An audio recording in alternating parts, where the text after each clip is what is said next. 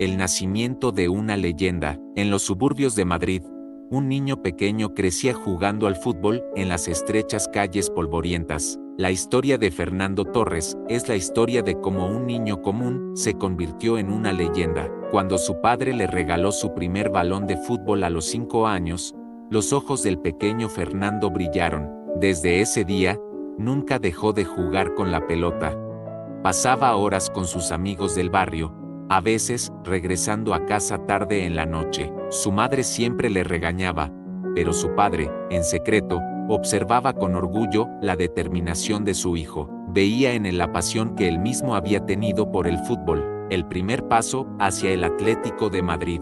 Cuando Fernando cumplió 11 años, su talento ya había superado los límites de su barrio. Los cazatalentos de la Academia del Atlético de Madrid comenzaron a observarlo sin saber que estaban presenciando el surgimiento de una estrella. A pesar de su corta edad, destacaba por su valentía y velocidad.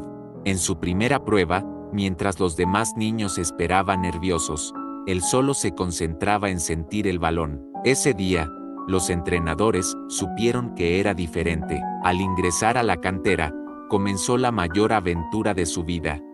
Las sombras del número 9. Cuando Torres subió al primer equipo del Atlético de Madrid con 17 años, el dorsal que le entregaron no era un número cualquiera, el número 9, un número que había pertenecido a los grandes goleadores del club, pero que también estaba envuelto en tragedias. El joven Fernando sintió orgullo al vestirlo, pero en el vestuario, el viejo masajista Pepe lo miró fijamente y le preguntó: «Chico, ¿sabes el peso de ese número?». Fernando sonrió. «Es solo un número, ¿verdad?».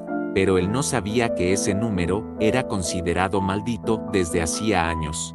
Las primeras señales de la maldición. En su primera temporada, Torres tuvo un inicio brillante. Los aficionados del Atlético de Madrid lo veían como el gran héroe de la nueva era. Sin embargo, poco a poco, comenzaron a ocurrir extraños sucesos. Un día encontró un periódico viejo en la puerta de su casa. En la portada se leía: «La maldición del número 9». Al principio, pensó que era una broma, pero esa misma semana, sufrió una lesión en la rodilla durante un entrenamiento y estuvo semanas fuera de las canchas. Esto era solo el comienzo, el origen de la maldición. Fernando intentaba ignorar las supersticiones, pero los historiadores del club le contaban historias aterradoras. En los años 50, el legendario delantero del Atlético, Javier Ruiz, murió trágicamente en un accidente justo después de jugar su último partido con el número 9. Desde entonces, otros jugadores que llevaron ese dorsal sufrieron graves lesiones o vieron sus carreras truncadas de manera inesperada.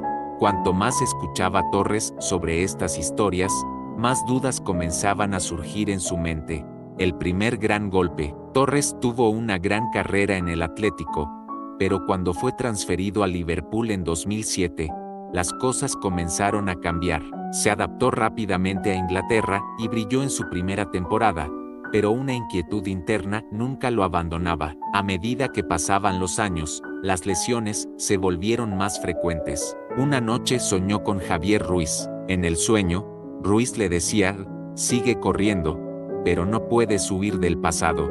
La pesadilla en Chelsea. En 2011, cuando fichó por el Chelsea, la maldición parecía haberlo atrapado por completo. Torres, que antes era un delantero letal, ya no era el mismo. En su primer partido con la camiseta del Chelsea, falló una oportunidad clara de gol y el estadio Stamford Bridge quedó en silencio. Los medios comenzaron a llamarlo el mayor fiasco en la historia de los fichajes. Torres empezó a perder confianza en sí mismo. El momento inolvidable, pero en 2012, en la semifinal de la Liga de Campeones contra el Barcelona, Torres tuvo un momento de gloria inesperado. Anotó el gol que llevó al Chelsea a la final y, eventualmente, al título. ¿Era ese el momento en que la maldición se rompía? ¿O solo un destello de suerte? Aunque fue un gol histórico, Torres aún sentía que algo no estaba bien. Su miedo interior no había desaparecido. Él regresó al Atlético. Años después,